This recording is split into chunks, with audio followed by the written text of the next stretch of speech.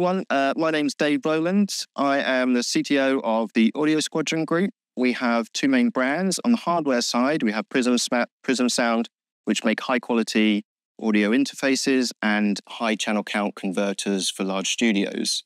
On the software side, we have our Traction brand. We make a whole bunch of virtual software instruments to make weird and wonderful sounds. And we also make a DAW called Waveform, and the engine that powers that handles the data model and all the real-time elements is called Traction Engine, and that's an open source project that we also license for other people to put their own front ends on. If you're not familiar with DAWs, they're essentially tools for combining audio and MIDI, and you can build electronic tracks, record bands, podcasts, add effects, mix them all together, and then output them to a stereo or multi-channel output file. When I'm not programming, I like to do building work. I find the challenge is very similar to programming in that you're solving engineering problems, apart from the tools are completely different. It's kind of real heavy materials and things like that. This is various stages of building a garden office, and this is how it turned out. And that's where I do most of my programming every day now, at the bottom of the garden. When I then wanted to learn some new skills, so I moved to the front of the house so I could learn some block work, pitch roofing, rendering, that kind of thing. So I built a porch, and that turned out pretty great as well. So if you want to talk to me about stuff that isn't programming, I really like power tools and building and all that kind of stuff. But back to today's topic. Firstly, a few little pointers. We're mostly going to be discussing macOS and Linux tools. That's because this is me sharing my journey. I mainly work on Mac, and Linux has a nice kind of overlap. These techniques, I think, are fairly different on Windows, but if you've got experience with that, I'd love to hear what they're like. And also, as I mentioned, it's my journey, so this isn't exhaustive. I'm sure there are other approaches as well. There will also be quiz questions, so just to make sure nobody snoozes off. So we need to define a few terms before we can dig into what we're trying to catch here. And the first thing that comes up is often latency and bandwidth, and how do these interrelate? Well, bandwidth is essentially a measure of how much data you can get through your system, and latency is a measure of how quickly that data can get through the system. I've seen a few different analogies of this. Tim Moore in a cppcon talk a few years ago talked about a pipe where the diameter of the pipe was the bandwidth and the length of the pipe was the latency. I've got a slightly different analogy here where you could think of a train, and the number of passengers or the number of carriages is essentially your bandwidth, and how long it takes to get from station A to station B or point A to point B is the latency. So what's the difference between real-time and low latency? Well, I think it kind of boils down to one thing, and that's that real-time has deadlines, and these can vary from soft to hard, which we'll see in a minute. Whereas low latency is a slightly more general term where you don't necessarily have real-time deadlines, but lower latency is usually some kind of competitive advantage. So you think of a trading system, if you can beat your competitors in terms of latency, you can make more trades or get a better price. The reason real-time deadlines can be a problem, if we go back to our train analogy, is that imagine you have some data that you're trying to propagate through your system, and it starts on its way, but then the next point of that data being collected already goes. You've missed your deadline, and then there's essentially no recovery. There's no way to kind of continue that journey onwards. And I spoke about this in a lot more detail a few years ago with my friend Fabian, and we sort of dug into the different hardnesses of real time. So on the soft side, you have things like simulation and production lines where missing deadlines is a degradation of service, but generally the system can continue. On the hard side, you have things like medical equipment and engine control systems where missing deadlines just isn't an option. You'll need some kind of real-time operating system to guarantee you're meeting your deadlines. And in the middle, we have things like video game visuals, audio, where if you miss a deadline, you will notice that, like a drop frame or a click in the audio, but generally you can continue. You see this like on Netflix or YouTube where the resolution will drop and then it will kind of come back. So what are we going to talk about in terms of real time today? I'm not necessarily talking about wait-free. That's a slightly more restricted version of real time, particularly for those hard real-time systems. But today we're going to be talking about real time as making forward progress. And that's where at least one thread makes progress and no threads are starved. I'll talk about what that means in a minute. So what we want to avoid are unbounded calls, that's calls that we don't know how long they're going to take, and locks. So we're talking about catching these violations. What kind of things are we looking out for? Well, system calls are generally unbounded, so any kind of interaction with the thread scheduler, any I/O, so that's file system accesses, stat, open, read, write, any network activity, sockets, any memory allocation or deallocation, e.g. malloc and free, including exceptions. There's a point on that in a minute. And also locks. Locks are problematic for a few reasons. Firstly, they can lead to priority inversion. So if you have a real-time priority thread and a lower priority thread, and they're contending for the same resource, that real-time priority thread is essentially going to wait in turn for that lower priority thread to finish, and therefore it's effectively the lower priority. The operating system might also identify this and deprioritize you, so you can never make your real-time guarantees. Locks can also lead to system calls that we'll see later on, and they can lead to thread starvation. So if you have multiple threads contending for a resource, and it just so happens the way they're scheduled and the timing that one thread can never get access to that resource, it means it's starved and it can't continue execution. There's a few things you might want to catch, and these kind of fall into the bucket of amortized constant time calls. They appear in the standard library in kind of variants of map, and assuming we're not talking about the time constraints due to allocation, so you've reserved the amount of memory that they need, they have this property where they're at average constant time, but at worst ON. And that comes from certain operations will need a rehashing of some data or rebalancing a tree, which are kind of dependent on the size of the data they contain. There's also another place unbounded calls come into place, and that's stood uniform in float distributions.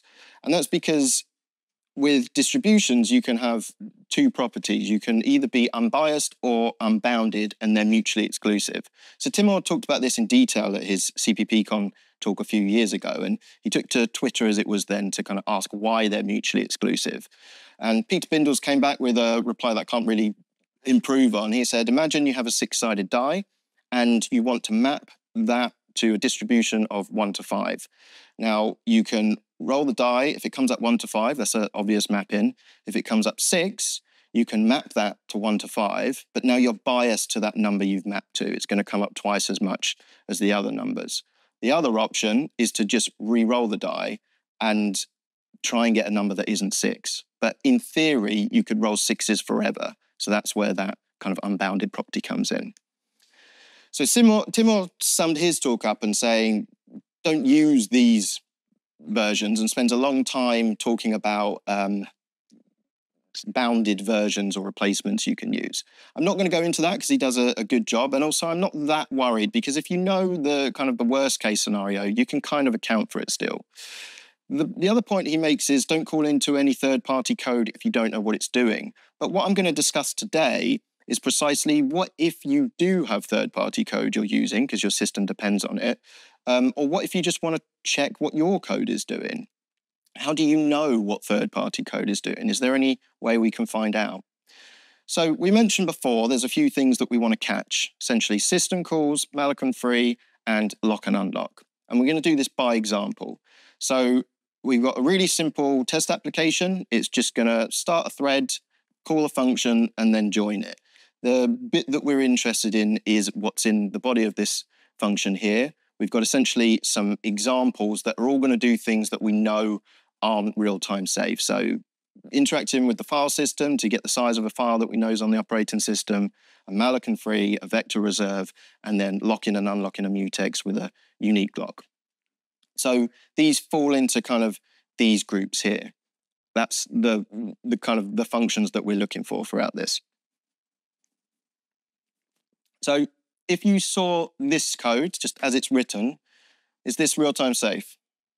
Hands up if you think it's real-time safe. Please, this is a muted, so I'm for second roll. Turns out this probably is real-time safe, okay? If you exclude Win32 because it behaves slightly differently, but just writing a try-catch block, There's nothing that is unbounded in that. What if we change it to this? Is this real-time safe? Hands up. No, that's not going to be real-time safe because that exception is going to be dynamically allocated.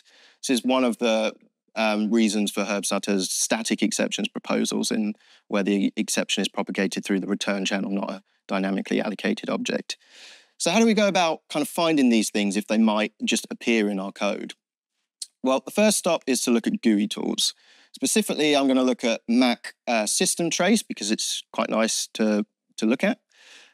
So this is the example application that I just showed running. All you do is essentially start up the tool, choose the application you want to run, and just run it to completion.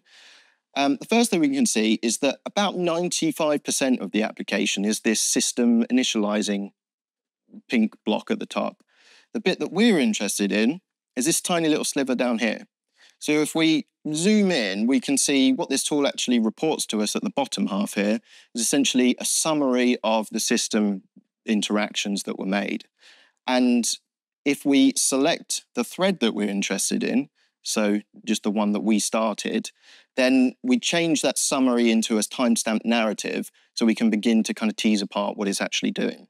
And if we select one of those items, or we select one of these red bars at the top, we can then see that we get a stack trace of the problematic operation. So this was called to stat64, and we can see that it happens from that get file size there. And that was in our example code. So we know that this is going to be a problem. So in summary, I know that was a really quick whistle-stop tour. GUI tools are easy to run interactively because you just start them up and run your application through them. They're easy to view by thread because you can just select the threads that you're interested in and you get lots of information like stack traces. That's useful. But they're quite difficult to parse because you kind of need to know what you're looking for, and there's a whole lot of information that they spit out. There's no real simple filtering to say, just show me real-time violation stuff. And I don't think there's any way to say, just show me real-time threads. And because they're GUI tools, as far as I know, there's no command line interface to these so that you can't run them on CI. And also we have a problem that will check for system interactions, but there are a whole bunch of different tools for allocations, file activity, network activity. You can create a template that will run them all, but extra work. So we're going to kind of add these approaches into a summary table here. So we can see that this is easy to use, but there's a steep learning curve, but we get good coverage about what things happen, what real-time violations. Okay, next quiz question. Is this assignment, forget the fact that this atomic is declared there, if you're just assigning to an atomic afloat, is this real-time safe? Yeah, you're right to kind of go, yeah, because on most platforms this will be, but if you're on an embedded platform that doesn't have atomic flow instructions, then it won't be. But most desktops, this will be real-time safe. What about this? And again, it's a slightly trick question, but imagine it's running on this Apple Silicon Mac. Real-time safe? No, this almost certainly isn't going to be real-time safe unless you've got some really super hardware. And what happens here is that the compiler is actually going to, or the library is actually going to insert a lock whenever that object is assigned to or loaded from. Now, the type of lock varies between platforms. It's often just a global spin lock shared by all atomic instructions.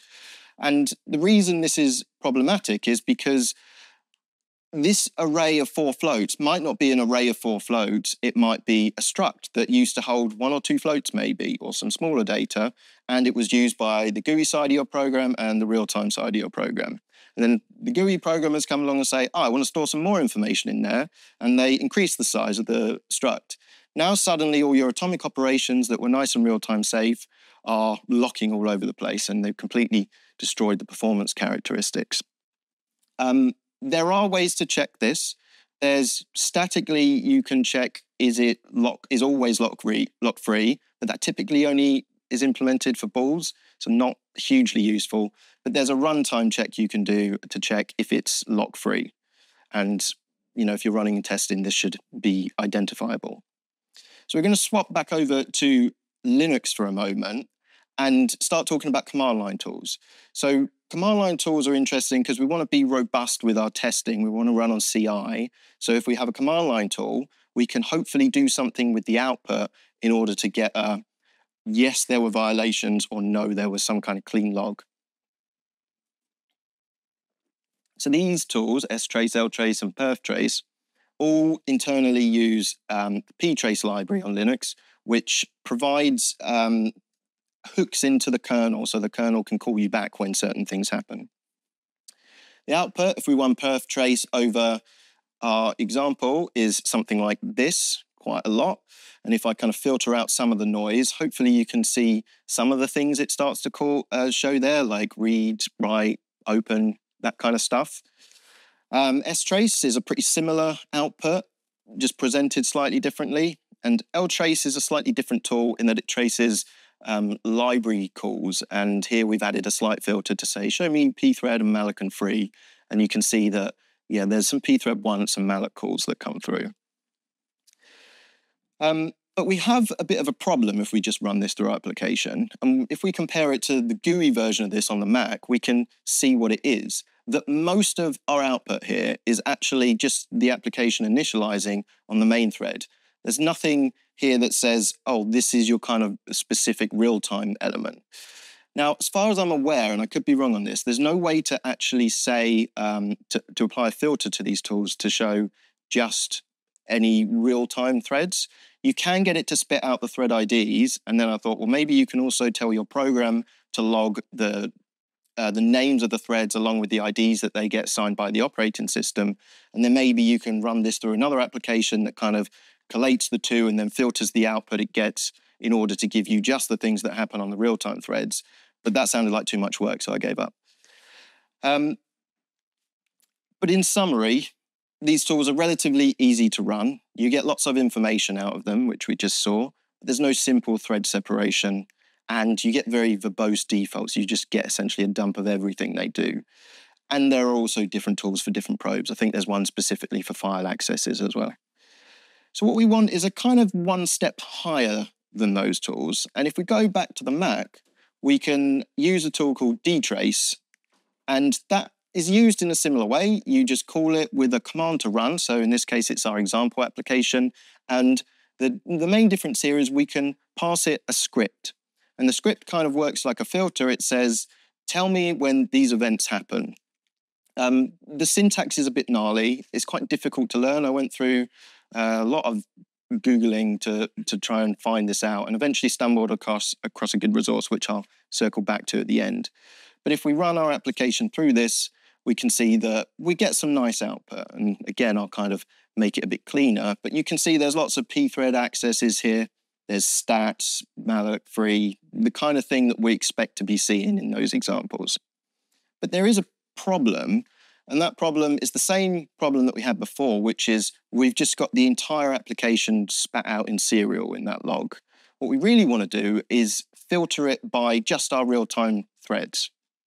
So usually this would already be done in a real-time application, but if you're testing or something like that, you can change the priority of the running thread using the pthreads library, which essentially just changes the policy to scheduled FIFO and then the priority to 47. Now, that 47 is interesting, and I will come back to it. It's probably not what a lot of you were guessing.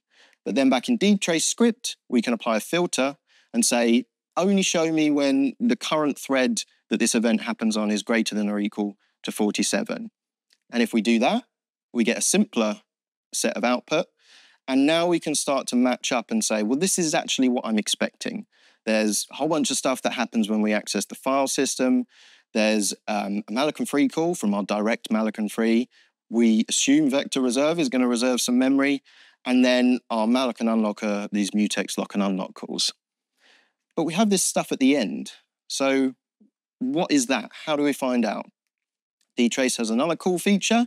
We can tell it to print the stack trace when we get one of these violations. And if we do that, we can see what those 4 elements are. So the first one is the fact that the mutex is being destroyed.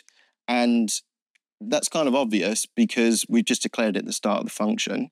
Again, you wouldn't do that in non-kind of example code. But the other thing that we've got here is the thread cleanup. So the thread's going to have some storage where it stores thread local variables, the stack, that kind of thing, and all that needs to be cleared up when the thread exits. So is there a way we can kind of avoid that appearing in our output? Because again, we want to pass this through to something like sed to say, were there any lines produced? Well, we can do the opposite of what we did before and set the real-time priority back to something below real-time priority. But if we do that, we probably want to add a comment because it looks a bit weird. And the comment's going to say, well, we're trying to please dtrace, which is an external tool that sometimes will be run. And it's just, it feels a bit icky to me. We also don't really get the result that we want because now we're logging the fact that the priority has changed. We don't get those other problems, which is good, but we're still logging that the priority gets changed. Now, you can apply a filter to say, well, don't show me when the priority gets changed. But what if you call into an external library and that library changes the priority of your thread underneath you? That's probably something you want to find out about.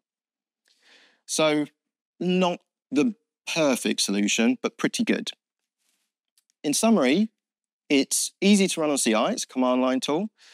We can filter by thread priority now, which is good. We get a good level of detail. We get the stack traces, so we can figure out the context when these things happen. But it's difficult to learn. There's a lot of documentation on dtrace, but it tends to be for a whole wide variety of uses. There's nothing specifically for kind of real time. And this is an opt-in list, so it might not be exhaustive. There might be things that you weren't aware were unbounded calls, or the operating system might change and add something to this. There's also a potential issue that if you're trying to trace specific functions, if those functions get inlined, then the body of those functions is going to be in the call site and not the actual function, which might mean dtrace doesn't pick them up. This is what you would call a false negative, and I'll kind of circle back around to that at the end. And we just saw that you might need to change your code just to suit this tool. The other problem I didn't talk about was this requires disabling system integrity protection. Now, I don't know exactly what that does, but it doesn't sound great. Do you want the integrity of your system left unprotected? Probably not. Also, when I was testing this stuff, I found that it completely lock up the machine, like hold the power button down to restart. And, maybe I was holding the tools wrong, but it just goes to show how kind of low level they are, and it's not great for productivity. I want to talk about that 47 briefly, though. And I didn't just guess that number. There's actually a pthreads call that you can ask for the highest priority of the thread. And when I did that, it returned to me 47. But the example dtrace script that I found on the internet had that filter as 97. Now, I don't know exactly why they're different. Possibly that was an Intel machine and this is an Apple Silicon machine. Maybe that happened to be running on an E-core and it's got a different highest priority, but it was certainly different when I called it. And if you have a pre-existing script that is filtering for everything above 97, and then suddenly you start running on a different architecture, every violation is just going to slip through that net because your kind of pre-existing external tool just isn't set up to catch it. So be aware of these problems. But if we look in kind of summary, apart from the steep learning curve and the gotchas and the fact that this isn't portable at all, there is a Linux version. Someone's ported it, but I think you have to build it yourself. There's no kind of apt for it. I've never tried it. I think there's also a Linux equivalent called eBPF or something like that you might be able to use that has a similar interface. But again, I've not used that. But dtrace, that tool is not exactly portable. But you do catch system calls, you catch malloc and free, lock and unlock, and it will trace third-party code, which is useful. Okay, next quiz question. Is this capture and creation of the stood function real-time safe? This probably is real-time safe. Again, most desktop operating systems. And the reason is stood function has some inline storage and kind of small space optimization. So if something is relatively small, can fit into that, there's going to be no allocation. What if we change that to a 4, though? Is that going to be real-time safe? No, probably not. And this is the same problem that we had with atomic, in that it could be a struct that just lives in your application that someone changes the size of. But as far as I'm aware, there's no way to ask std function if it's going to allocate or not. So this is, perhaps your platform changes and there's no way to detect when this happens just by using C++. So we're going to go over to some code examples next to see if there's anything we can do that aren't external tools, but some way of kind of changing our code. And the first port of call is C++ standard, or more easily CPP reference. And if we go to operator new and delete, which is where we normally think about memory allocations happening, we can see there's this comment. And this says versions 1 to 8 are replaceable. A user provided non-member function with the same name, same signature defined anywhere in the program in any source file replaces the default version. So what this means is all we need to do in a CPP file somewhere is define them. So we can do this, and then anytime anything calls new or delete, we get the output logged. So we can see new and delete were called. The default versions probably just do malloc and free, so we can just pass on the calls to malloc and free, so our application behaves the same just with this logging. Problem here is that if we run our example code over it, we've got no separation of threads. This is going to log every new and delete call. So what we really want to write is something like this, to say, if this is a real-time context, then log the violation, perhaps exit with a non-zero error code so we can pick that up on our CI. Otherwise, just malloc as normal, and then our application is going to continue to run. So how do we go about writing that is real-time context? Well, we need some state to track whether we're in a real-time context or not, and that's essentially just this atomic ball here. And technically, I don't think this needs to be atomic. And then we just have some member functions that will enter the real-time context, exit the real-time context that just set that flag true or false, and then a function that just returns the value of it. The magic, if you will, comes in that we can create one of these objects as a thread local. I've used this in a function, so it kind of looks like the Myers singleton, but does anyone not know what thread local is?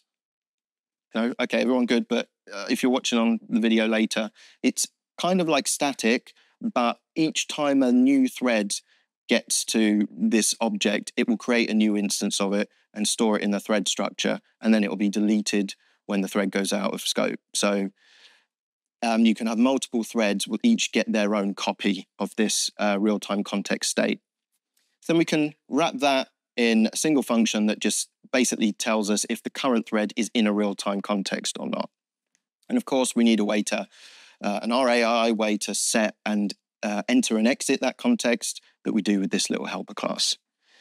So if we add this to our example code, we're now saying that anything that's in scope for the lifetime of this object is going to be considered real time. So we can now, in our operator new, call is real time safe, and then we're going to only log violations that are in that scope. There's kind of one extra thing that we need to do here, because std and getting the backtrace will probably do lots of allocations. We need a way to kind of opt out of the check, because otherwise we're just going to recursively call this and blow up the stack.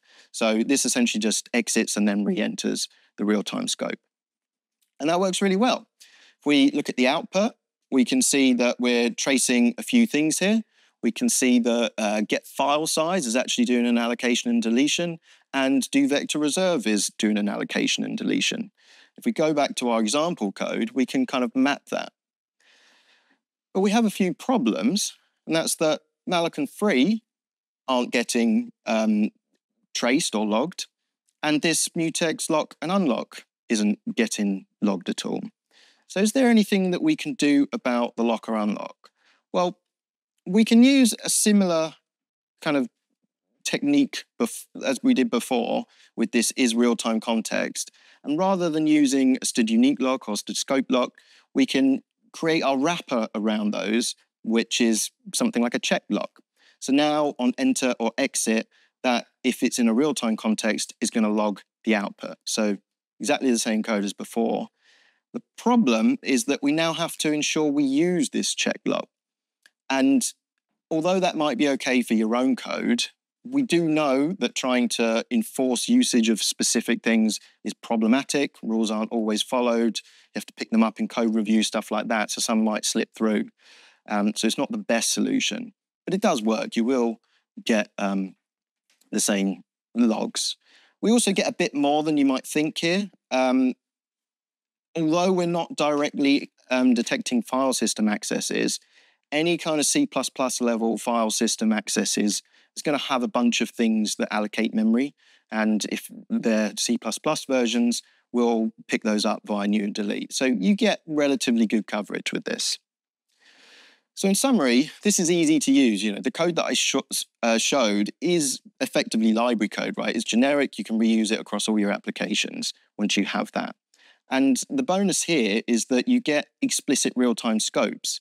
This is good for testing because it means you don't have to be running on a specific real-time system. You can just have a function and say, I want to test this as if it was running as real-time. Because of that, and also we can exit with non-zero exit codes. It's easy to run on CI or fail your whole pipeline, and you get a good level of detail because you get those stack traces. They can also be easily disabled, as we saw. That's not only useful because you kind of need it to build the library. It also means you can progressively add it throughout your application. So you can mark a section as needing to be real-time safe, but then if you have a section of code that you know uses locks, you can kind of mark it as opting out and then go back and find all those places. The good news is that this is portable. This is standard C++, so it's going to work on all platforms. Downsides, not exhaustive. I kind of mentioned this a bit, but you get new delete. You get locks if you wrap them, but you don't get malloc and free, and we saw that in our log. You also don't get any system calls. The other downside is this will only be in the code that you build into your application. If you're loading third-party libraries, then they might have their own definitions of new and delete or use the system default, so you won't spot those. So this is the technique I took in a tool called PluginVal a few years ago. It is essentially a test harness and fuzzer for audio plugins. It's used by both developers to test their both plugin developers to test their plugins and also host developers to validate the plugins that you're trying to load. And if we add this to our table, we can see we get good marks for kind of ease of use and detectable scopes and things, but the coverage isn't so great. Another quick quiz question. Ignore the fact that we're creating mutex and the threads and joining. If you consider just the body of these threads here, where those unique locks are taken, so entering and exiting a lock, is this code real-time safe? What if I said these threads are not contended? So one thread runs, joins, the other thread runs, joins. This actually probably is real-time safe, and we'll dig into why in a minute, probably. What if this mutex is now contended? So these threads, we're assuming multiple cores, there's true concurrency here. That lock is going to be tried to be taken by both threads. Is this real-time safe? Definitely not, probably. And I'm going to defer to my friend Fabian, who kind of spoke about this in a bit more detail at the Audio Developer Conference last year. And he kind of pointed out the fact that std mutex lock is a wrapper around pthread mutex lock. Remember, I said I'm talking mainly Mac and Linux here. But I think on Windows, the same techniques are used. Pthread mutexes have this kind of fast path where there's just an atomic. So the first thread that comes along and tries to lock a mutex will set that atomic flag, and if it can set it from 0 to 1, it'll just exit, okay? Nothing non-real-time safe about that. It's just an atomic ball operation. It's always going to be lock-free. So in that uncontended case where that's all it's doing, and then unlocking is obviously the reverse, just setting that flag back, and then the other thread comes along at a different time, there's no unbounded calls there, just a single atomic ball operation. When there is contention, however, the second thread is going to come along, look at that flag. If it's already been set, disappear into the second half of this and end up in this futex wait call. So that's when we hit the unbounded calls. So what we really want to do is kind of get closer to the operating system. So not the C++ level. We saw that that is problematic. We want to kind of dip down. We saw the command line tools can dig into directly kind of the kernel, but there's a C API usually that's provided by the operating system, glibc or libc, something like that. And there's a way we can actually intercept those function calls, and it's called interposing. And what we essentially do is just define our own versions of these functions, and then sometimes with a bit of trickery, ensure these get called. If you're using CMake, all you do is essentially create a shared library that we're calling RTCheck here, single CPP file, and then our example application, which is just the test application I've shown a few times, is just going to link to it. And then in that shared library, we can just define our own versions of common C functions like malloc, and then using the same thread local tricks that we saw before, that's what this log function if real-time context does, we can detect when these are called. So the one extra thing we need to do is forward the call onto the real version of malloc. And we can do that by using this dlsim with an rtdl next and then the name of the function we're looking for. That just tells the linker to say, okay, find me the next instance of the function called malloc and return a pointer to it. And then we can just store that and call it, and that will probably be the real version of malloc. You might see slightly different syntax to this. Sometimes those pointers are stored as just global statics, and then you have this attribute constructor, which if you add to a function means it will get called once when the library is loaded, and then you'll go and see kind of looking up all those pointers. The reason this works is because if you directly link to a library, that library is going to be loaded first. So it will find your version of malloc. The linker will find your version of malloc before the operating system provided one. If you're running a plugin, something that's dynamically loaded, in an external host application, you can still use this, but you might need to use LD preload, or on the Mac, I think it's called dlsim load libraries, and you can pass it a path to this library. And then before you start the application, it will kind of shoehorn in that library, so you can still get the same functionality. So if we look at some output from our example, we can see that now we get some more coverage here. We still get the get file size because that does a malloc. We get now malloc and free, which is the bit we were missing on the C++ level. And we can see that we've got vector reserve because that internally does a malloc as well. So we get increased coverage here. And we're not limited to malloc. Any C level thing, oh, that's gone off the top. That's kind of annoying. But that's pthread mutex lock and pthread mutex unlock. And we can intercept that as well. And you can see here that do mutex lock and unlock is calling unique lock, which ends up in a pthread mutex lock call.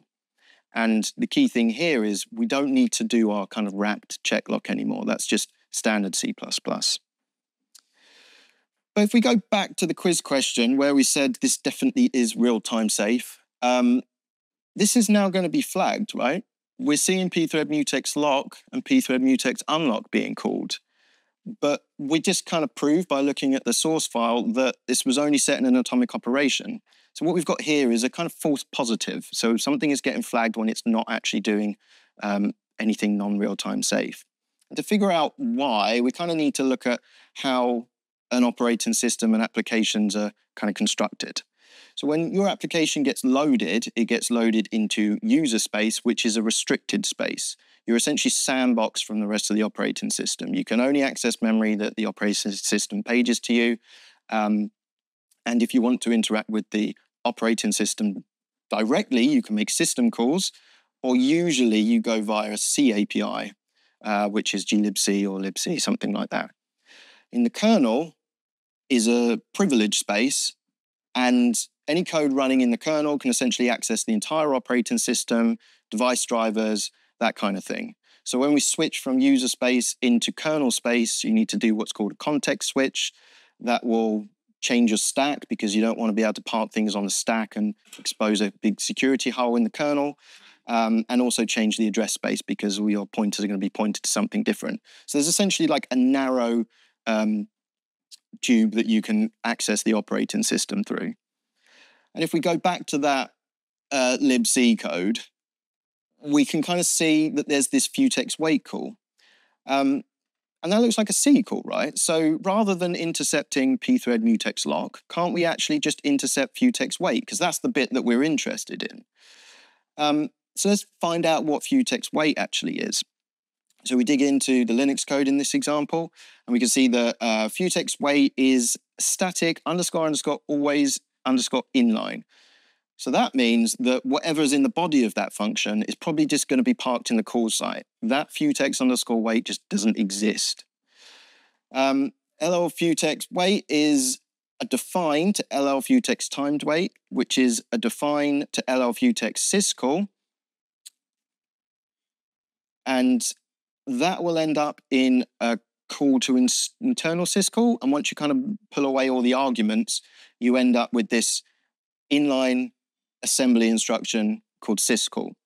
So that futex wait thing that looks like a function in pthread mutex wait is actually just some direct assembly that makes a system call.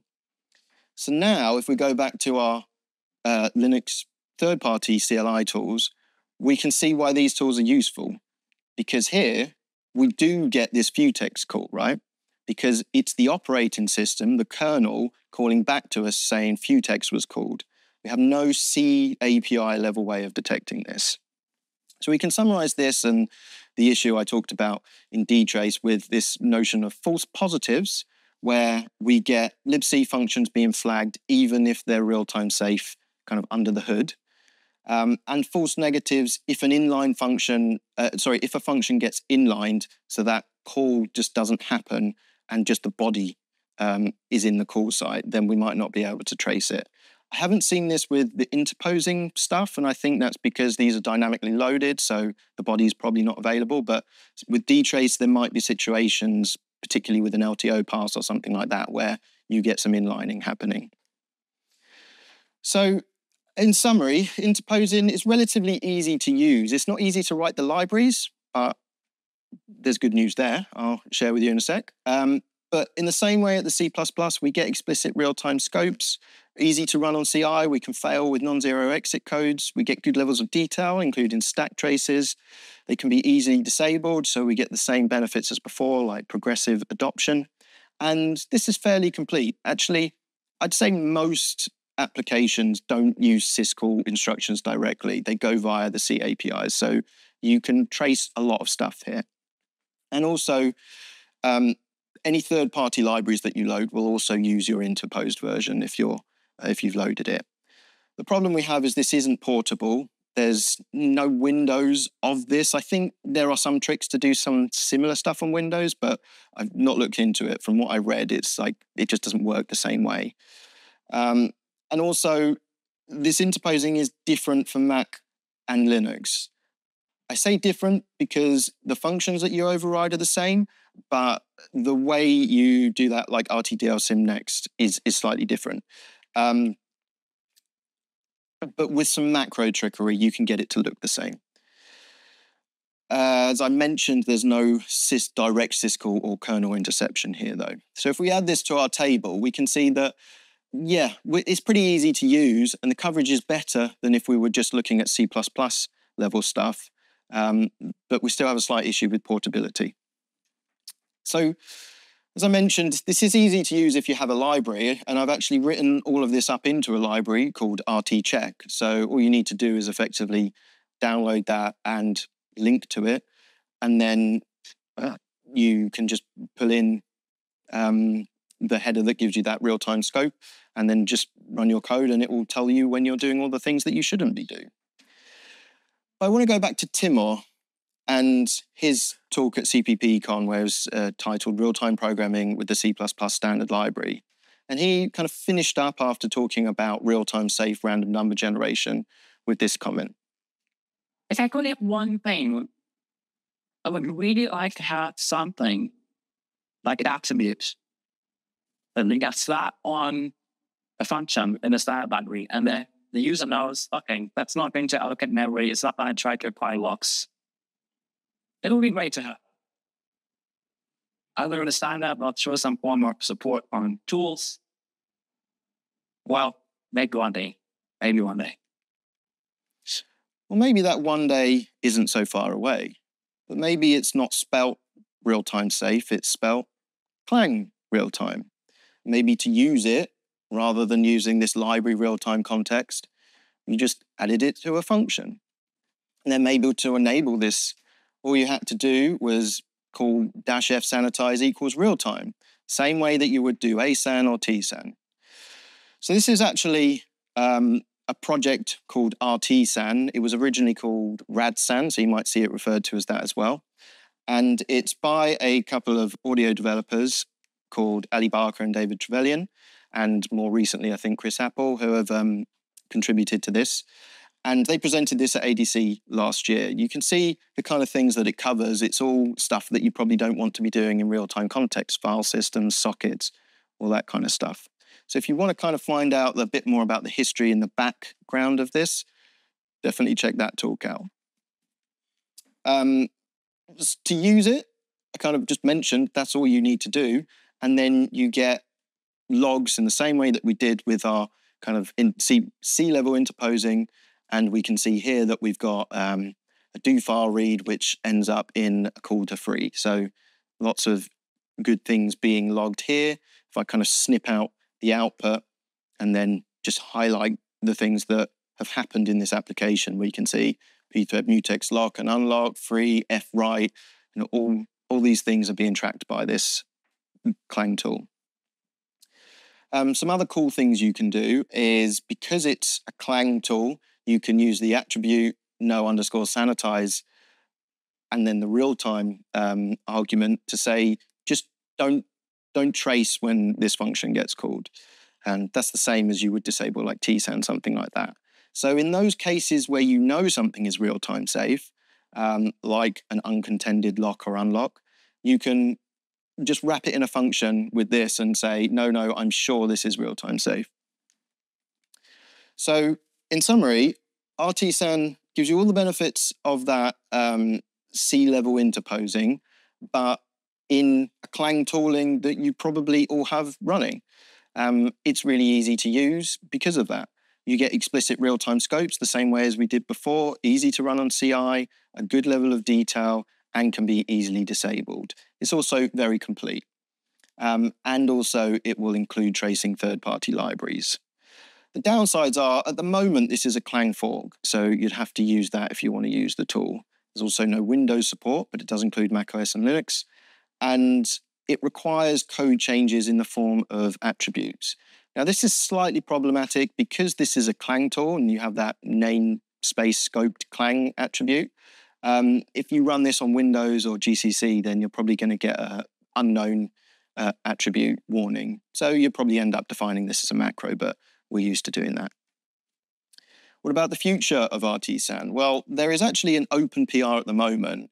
So I'm hoping that this gets into the next major version of Clang. If it misses that, hopefully the next one. But it's certainly in the process of being added to Clang. There's some cool features like customizable detection lists. Again, really useful if you're trying to make your library real-time safe. You can kind of opt into things over time. You can also mark your own code as being non-real-time safe, like you might have a spin lock. You could say, well, flag me if anybody uses this in a real-time context. And hopefully Windows support in the future.